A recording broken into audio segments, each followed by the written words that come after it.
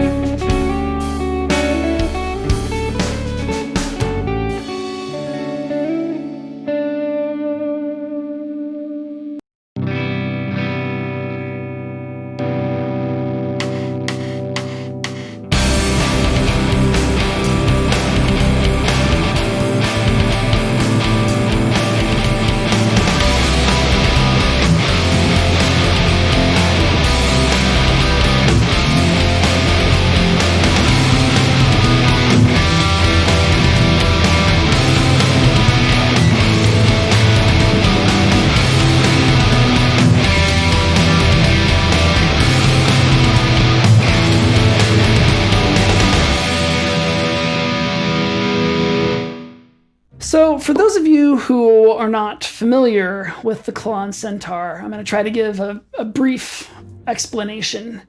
The Centaur was the brainchild of Bill Finnegan.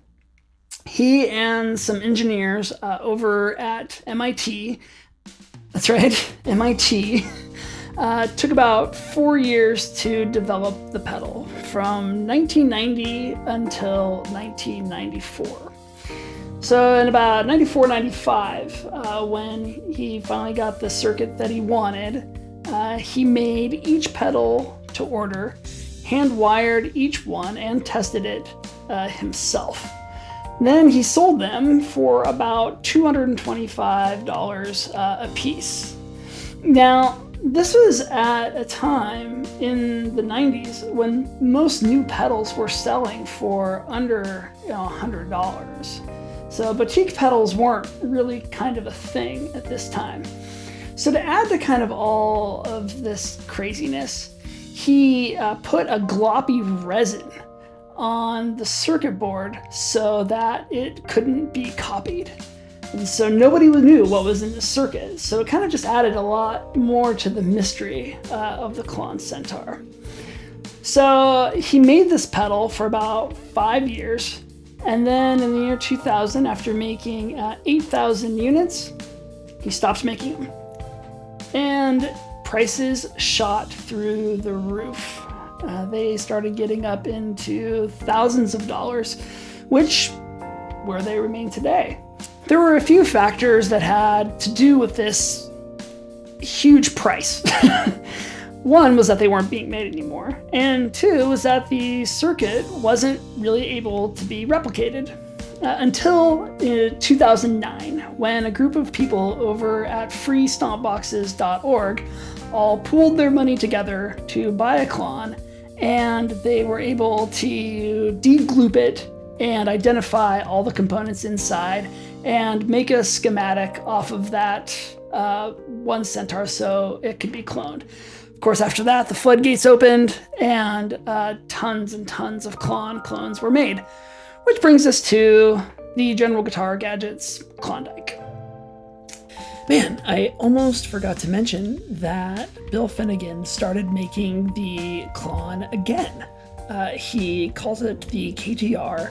He started making them in 2012, and he hand wires them himself. So it's about as close as you're gonna get to an original, Klon centaur.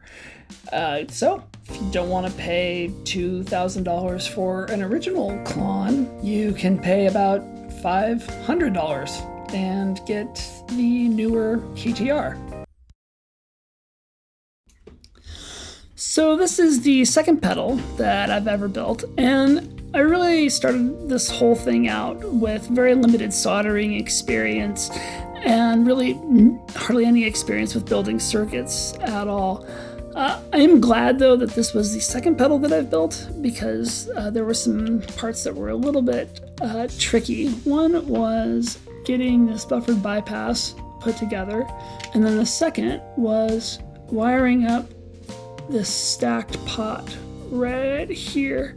These are two pots on top of each other, and wiring that up took a little bit of time and patience to make sure that, I didn't break it. So all in all, building it was a good experience. They give you a list of all of the components and where they go on the circuit board. So long as you follow that list of the components and where they go on the circuit board, you're going to be good to go. The tricky part is always just paying attention to the wiring and really taking your time and following the guide diagrams to make sure that you get the wiring right. I chose to prime and spray paint mine and then use a water slide decal for the design here. What you do is what I did was I just used a free program called GIMP where I made the design. It was kind of like free Photoshop. Then I printed it on a water slide decal paper, and what it is just a sheet that you put in water that separates out and it has a sticky backing, and then it sticks to the pedal. Then I spray painted it with a clear coat a few times, and then it's stuck on there, and it looks fancy and nice.